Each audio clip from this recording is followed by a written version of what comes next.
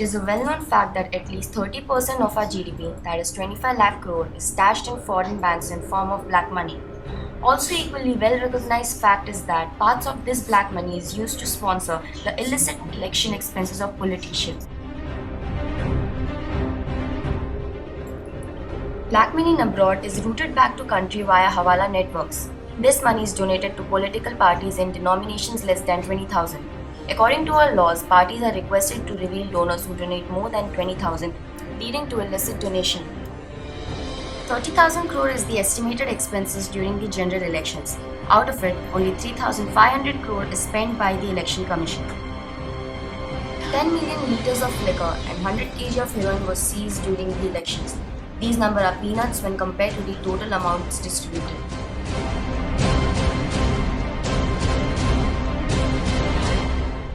There is heavy distribution of liquor and cash despite robust police presence all over the country. Sometimes even the police is involved.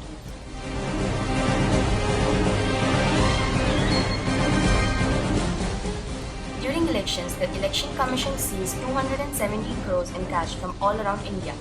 Major part of it was caught in Andhra Pradesh.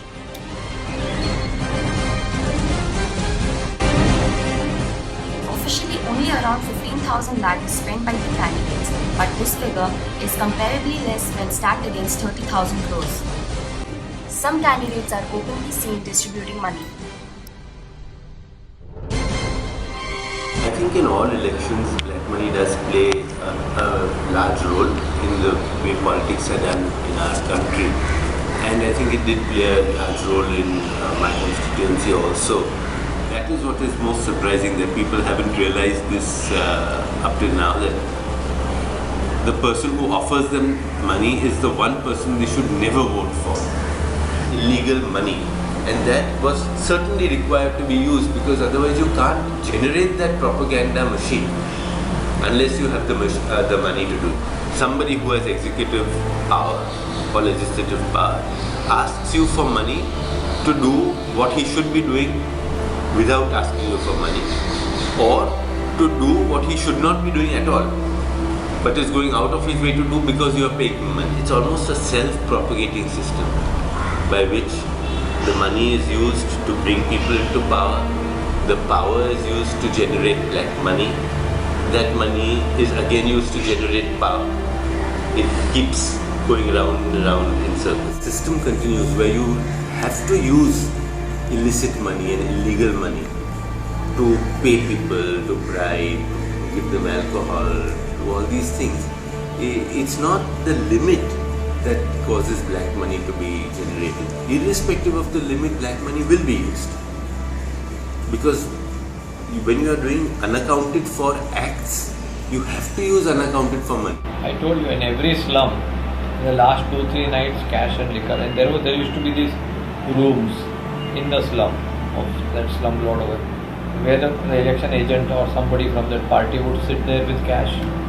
Then people would come. So we had information, we gave it to the Election Commission. They did send raiding parties to those, but they got prior information.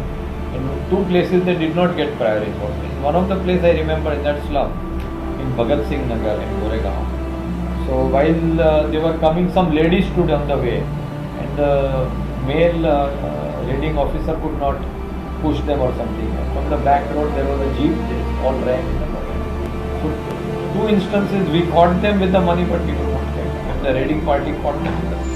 Our problem is not state funding. Our problem is not the white ka money. White ka money can come from various sources. But out of 60 crore rupees, only 70 lakh is spent by candidates officially. The balance is spent unofficially. So if you are going to control that 70 lakhs or try to facilitate that 70 lakhs, that they does not have to go and get it, that's only a small negligible amount of the amount that is spent. How can an honest man win an election? It is just impossible.